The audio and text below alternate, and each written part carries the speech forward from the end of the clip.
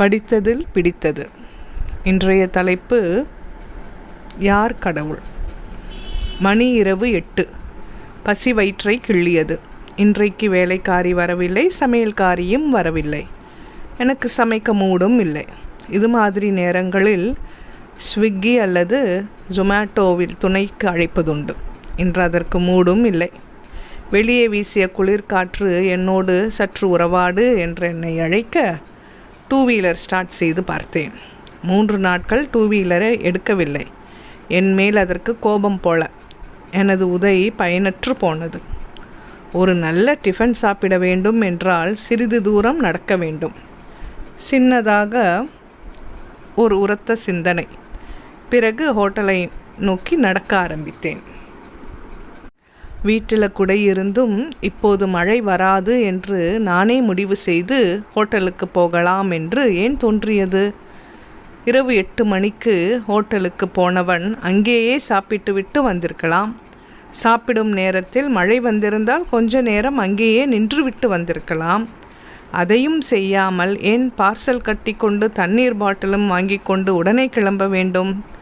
எல்லாம் ஏன் இன்று இப்படி ஏடாகூடமாக நடக்கிறது? இப்படி வரும் வழியில் கொட்டும் அடைமழையில் ஒதுக இடம் கிடைக்காமல் அலைவதற்கா? கொஞ்ச நேரம் நடந்து ஓடி தேடியதில் கடைசியாக சின்னதாக PVC ஷீட் போட்ட பஸ் ஸ்டாப் போல் ஒரு இடம் தென்பட்டது. அருகில் சென்றதும் தான் தெரிந்தது அது அந்த வீட்டின் மதில் சுவர் அருகில் பதிக்கப்பட்ட கிருஷ்ணர் சிலைக்கு மேல் வைக்கப்பட்ட ஒரு சிறிய தடுப்பு என்று. 4 சதுர அடியில் ஒரு சிறு கிருஷ்ணர் சிலை. அதற்கு ஒரு கம்பி கதவு பூட்டப்பட்டு இருந்தது. கிருஷ்ணருக்கு துணையாக அந்த சிறிய தடுப்பில் இப்போது நானும். இங்கே மழைக்கு ஒதுங்கி நின்றபோது என் மனதில் தோன்றியவைகளை தான் நான் இப்போது உங்களிடம் பகிர்ந்து கொண்டிருக்கிறேன். உலகையெல்லாம் காக்கும் இரட்சகன் நீ. உன் சிலையை காப்பாற்றிக் கொள்ள உன்னால் முடியாது என்று நினைத்து மனிதன் போட்டிருக்கும் இந்த கம்பி கதவை பார்க்கும்போது உனக்கு சிரிப்பு வரவில்லையா என்று நினைத்து கொண்டு அங்கிருக்கும் கிருஷ்ணருடன் மனதில் பேச ஆரம்பித்தேன். உனக்குள்ளே இவ்வுலகம், ஆனால் நீயோ இந்த கம்பி கதவுக்கு உள்ளே. எல்லாவற்றுக்கும் ஒரு காரணம் இருக்கப்பா என்று என் குருஜி சொன்னது என் நினைவுக்கு வந்தாலும் என் கேள்விகள் மட்டும் நிற்கவில்லை. கம்பிக்குள் சிறை வைக்கப்பட்ட நீ யாருக்கு உதவப் போகிறாய்? நீயே சரணமென்று வேண்டுபவர்களுக்கு இந்த சிறையை தாண்டி எந்த ரூபத்தில் உதவப் போகிறாய்? சரி, யாரை பற்றியோ நானேன் பேச வேண்டும். என்னை பற்றி பேசுகிறேன். இப்படி வந்து சிக்கிக்கொண்டேனே, எனக்கு எந்த ரூபத்தில் வந்து உதவப் போகிறாய்?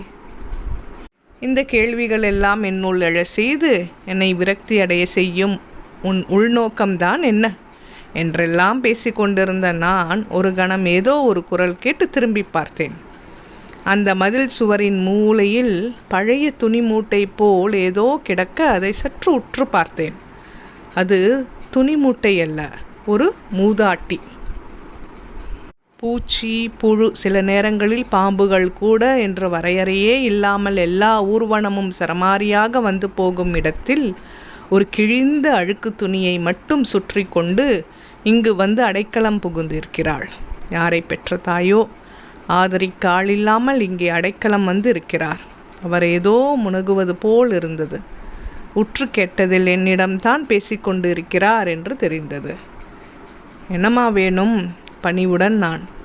ஐயா, சாப்பிட ஏதாவது இருந்தால் கொடுங்க ஐயா. அந்த மூதாட்டியின் முனகலின் அர்த்தம் எனக்கு புரிந்தது.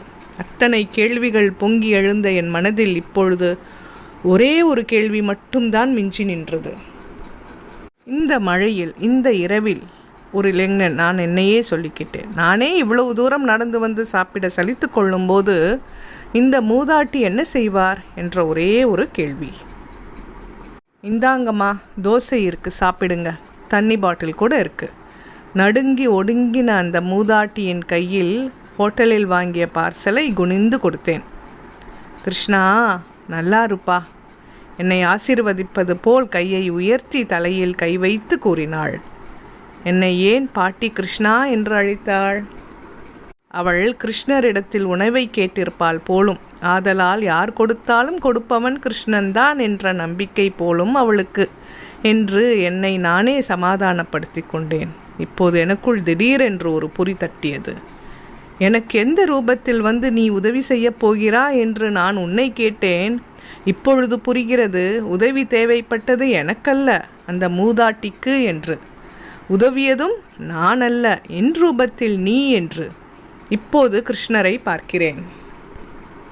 இத்தருணத்தில் மூதாட்டிக்கு நீதான் நான், கம்பிக்குள் இருக்கிற நான், கம்பிக்கு வெளியே இருக்கிற உன்னை வைத்து பாட்டிக்கு எப்படி உணவை வர வைத்தேன் பார்த்தாயா என்று அவர் கேட்பது போல் இருந்தது. யார் கடவுள் புரிகிறதா? படித்தேன், பகிர்ந்தேன். அன்புடன் வசித்தமைக்கு நன்றி. சப்ஸ்கிரைப் செய்யாதவர்கள் சப்ஸ்கிரைப் செய்யவும், நல்ல விஷயங்களை மற்றவர்களுக்கும் பகிரவும். நன்றி.